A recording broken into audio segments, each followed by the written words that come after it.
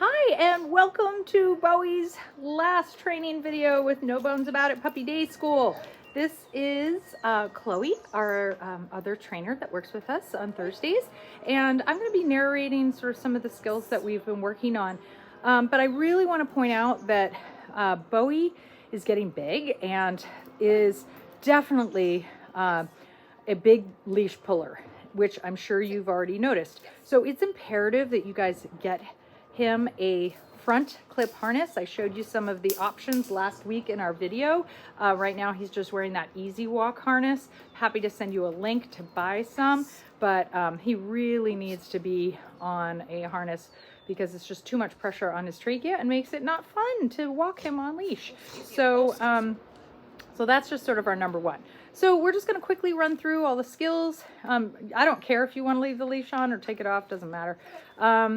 We're going to start with our foundation skills. These are all things that you've had videos on, but we're just going to do a quick recap of all of them in this video. So first foundation game is name game. So all we're doing, saying the puppy's name, looking for that dog to immediately make acknowledge that we've said their name and move their way towards us as quickly as possible. So, Bowie. Yes. Good. So what Chloe's doing now is just doing a couple go find it's where she's tossing some treats. Sorry, bud. Hi. Bowie. Yes. Nice. So this is not meant to be instead of a recall, which is using the word come. It is meant to, although, I mean, the end result a lot of times is the same. Bowie. Touch. Yes. But it is meant to get that dog to stop what they're doing and find out what we need. Give us immediate attention when they hear their name. Bowie. Good. Gotcha. And then she's also adding what we call a collar grab or the gotcha game, which is where we reach out and grab onto that harness or collar. Bowie. So the dog understands that also part of coming in is sort of that controlled behavior where you come in and I get to hold on to you and then release you, or maybe hook up a leash. And then that becomes something that's really positive for the dog. All right, so then the other thing that Chloe was adding was our hand targeting. She kind of threw a couple of those in there, which is the touch game. We utilize that, again, to distract the dog, to refocus them if there are things that are really distracting. So like when the puppies are having lots of wrestling around here, I use that all the time to kind of refocus and get the dog to do something else. If they get really barky or get too wound up, it doesn't work to just tell a dog, no, don't do that. We need to give them an alternate activity, which is a lot of times what we use the hand targeting for. So that is fantastic. Now we're going to work a little bit on kind of some place work or go to your bed work. We've got this little mat over here. Bowie. Place. And he's still... Close. This is a work in progress with our buddy. We are really trying to encourage that puppy to understand that place means go to a particular location that I am pointing out and that you lie down at that place. Yes. And I would encourage you to start utilizing this. Maybe at times when you're hanging out and watching some TV, you could have a tie down, like you tie the leash to something next to a bed and have the puppy just maybe sit with a bowl of kibble and just practice having him lie down on his place and doing some continuous rewards with that bowl of kibble. So he really understands. You can also do that at a meal time, like when you guys are eating, but that's kind of hard because you're trying to actually eat and enjoy your dinner.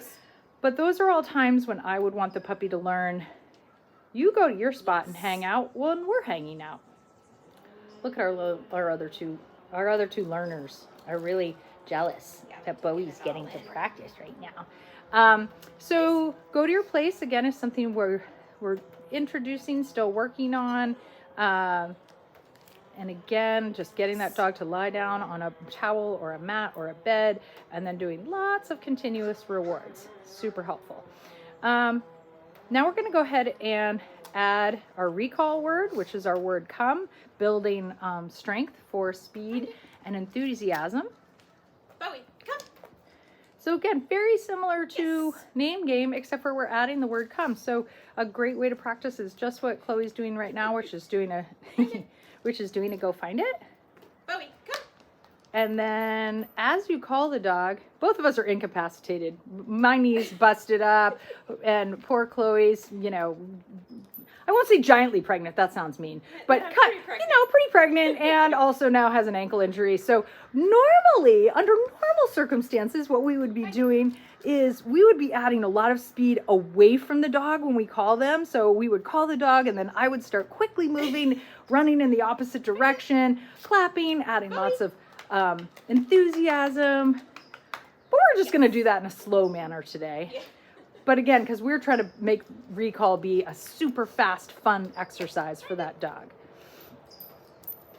Awesome. Bowie, come.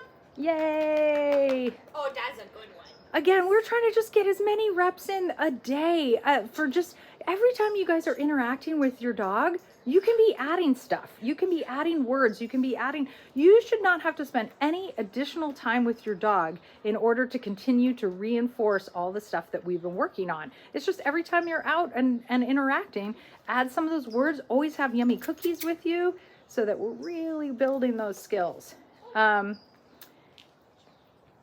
This was fantastic. We should do an in-person review lesson so we can cover some of these skills. So I want to congratulate Bowie for finishing this program and being such a sweet addition to our group. All right, congratulations, Bowie! Yay!